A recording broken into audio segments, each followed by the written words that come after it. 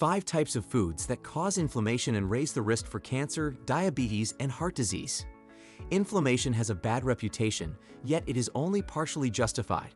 If you get a cold or stub your toe, you want the pathogen or injury to trigger an inflammatory response, since this is what starts the healing process.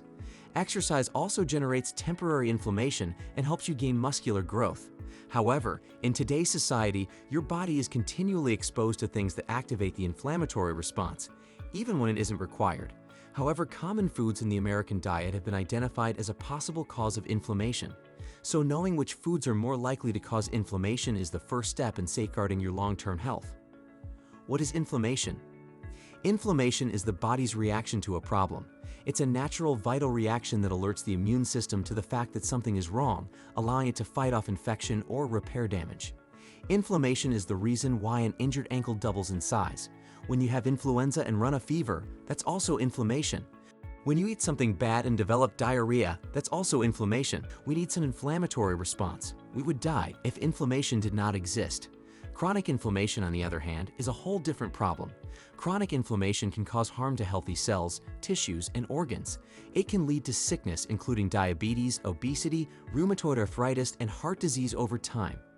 How do I know if I need to reduce my inflammation? Most individuals who need to lower inflammation have a medical condition to go along with it. Identifying low levels of chronic inflammation is an ongoing research topic, since we don't yet know how to test for and detect it in clinical practice. A CT scan cannot detect redness, swelling, or discomfort associated with inflammation. There is no single standard test I can perform on a patient that will say, "Oh, this is how much inflammation you have in your body right now." How to reduce inflammation in the body? I am highlighting that in order to minimize inflammation, people must focus on their eating habits rather than a few particular foods. There is no such thing as a miraculous diet that can treat chronic inflammation. You must adopt an anti-inflammatory way of life and food. However, Mediterranean and plant-based diets low in red meat and processed foods can provide some protection against chronic inflammation. Antioxidant-rich foods such as almonds, olive oil, dark chocolate, legumes, fruits, and vegetables can also help. A new study on time-restricted eating and intermittent fasting suggests that timing could change inflammation.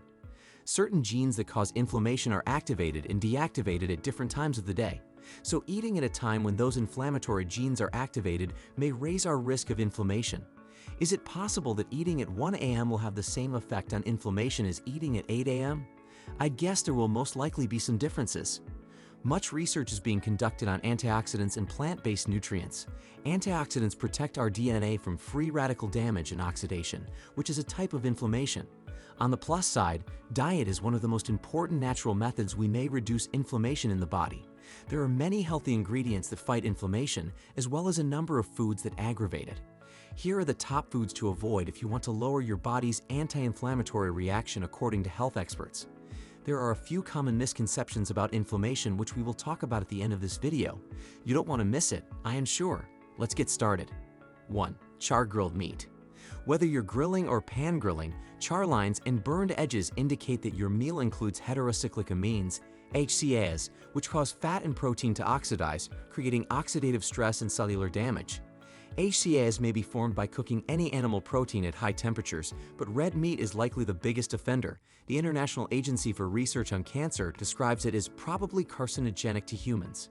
Meat cooked over an open flame commonly includes polycyclic aromatic hydrocarbons, PAHs, which occur when fat and fluids drip down and cause smoke to stick to the surface of your dish. PAHs are also present in cigarette smoke and car exhaust fumes. If you enjoy the flavor of char-grilled meat, marinate it in a mixture of lemon juice, herbs, and spices to mitigate some of the harm. Black pepper, rosemary, thyme, oregano, basil, sage, and marjoram are all high in antioxidants, which help to reduce inflammation. 2. Sugary foods and drinks. Although sugar is not always inflammatory, a large intake of added sugar can certainly exacerbate inflammation.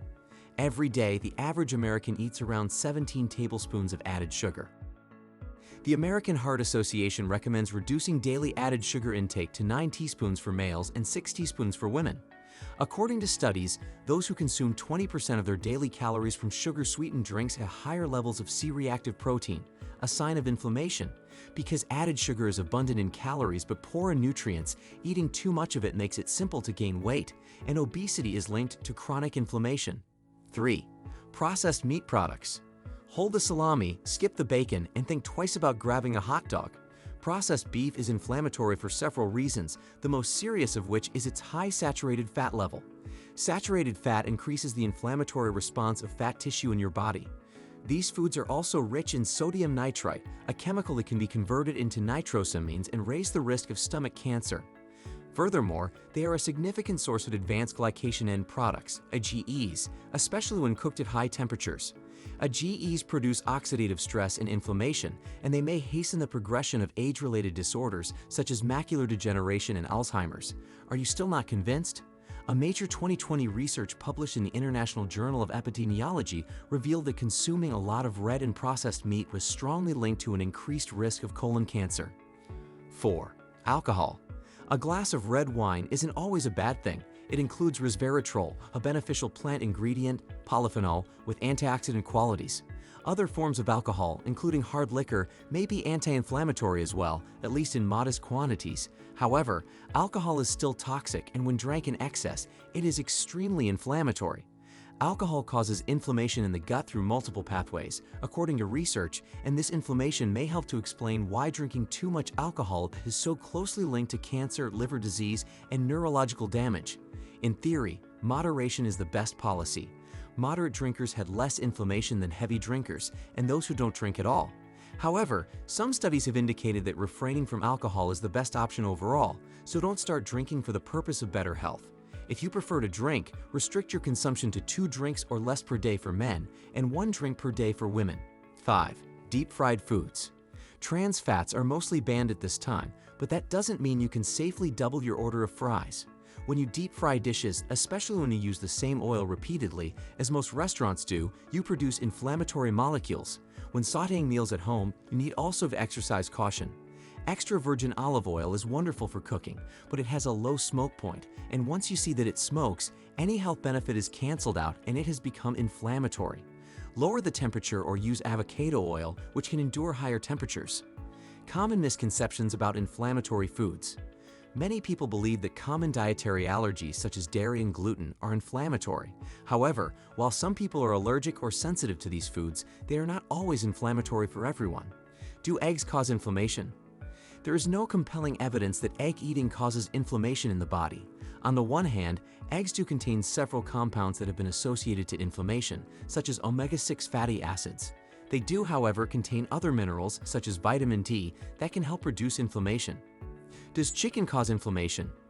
Chicken has a similar controversy as eggs. It includes chemicals that have been related to inflammation in the body. However, when it comes to animal protein, it may be a healthier choice than other meats such as red or processed meat. Well, that's all about it. Thanks for watching.